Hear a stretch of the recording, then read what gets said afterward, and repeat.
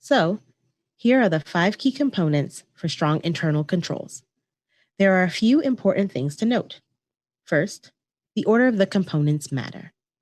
Just as you cannot construct an office building without completing the foundation, you cannot skip steps in designing, implementing, operating, and monitoring this internal control framework. Secondly, the components should not be considered discretely. Instead, they operate together as an integrated system. These components are interdependent with a multitude of interrelationships and linkages among them. So, let's briefly go through each one. Number 1, the foundation for implementing effective internal controls within your organization starts by establishing a control environment. A control environment is defined by a set of ethical values, standards, structures, and processes that have a pervasive impact on the overall system of controls. Often stated as tone at the top, building an effective control environment is directly influenced by the ability of an organization's leaders and managers to embody honesty, integrity, and build an ethical corporate culture. Next is risk assessment, which is how you identify things that threaten the achievement of your organization's objectives. Risk assessment will require management to consider the impact of possible changes in both the external and internal environment that may render internal controls ineffective. At number 3, we have control activities, which are actions performed under the direction of management to mitigate the risks to achieve the organization's objectives. Control activities are performed at all levels of the organization and throughout all stages within the business processes. An example of an essential control activity is separation of duties, which ensure that no single person has multiple roles in an accounting process.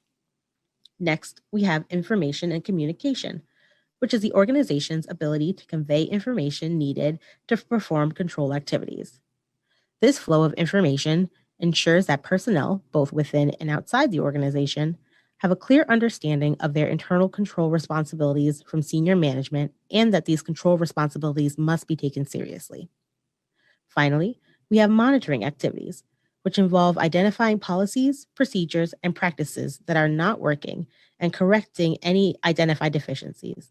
This involves ongoing evaluations built into processes at different levels of the organization. To help better visualize this integrated framework of internal controls, COSO has developed a 3-dimensional cube representation of the key concepts. The 5 key components, which I just described, are represented by the rows that go across the cube. The 3 objectives, operations, reporting, and compliance, are represented by columns. These objectives are what your organization strives to achieve. Operation objectives pertain to the effectiveness and efficiency of your organization's operations, including operational and financial goals. Reporting objectives pertain to the internal and external financial and non-financial reporting that encompass reliability, timeliness, and transparency.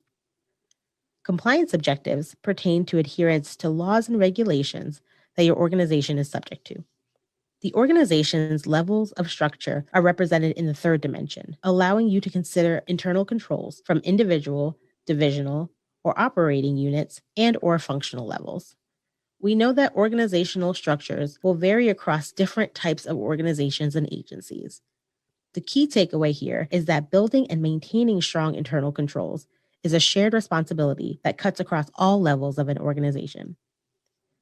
Finally, I want to highlight the 17 integrated framework principles, which represent the fundamental concepts associated with the 5 components. You will see them listed out here, categorized along each of the 5 components. Because these principles are drawn directly from the components, your organization can achieve effective internal controls by applying all these principles.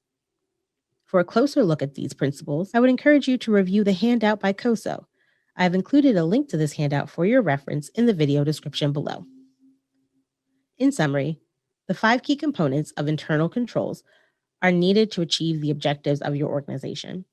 This system of internal controls will require the support of your entire organization to carry out their respective duties regarding internal controls. Again, I would encourage you to visit the COSO website to learn more about the integrated framework.